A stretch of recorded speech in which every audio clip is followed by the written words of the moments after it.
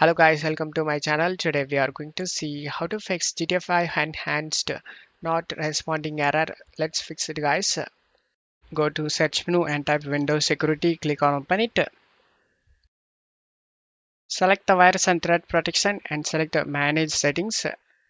Scroll down and select add or remove exclusions and select yes.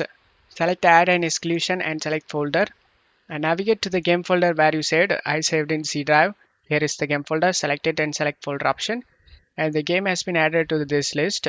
Go back, again go back and select this protection history option, and you just need to click on this threat found and select yes option. As you can see, the game related file is in here.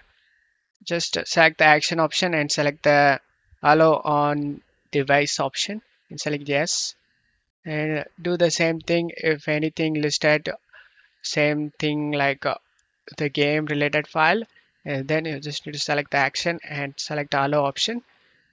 Just need to check by clicking on one by one, and after restoring it, just to close stuff here and launch the game.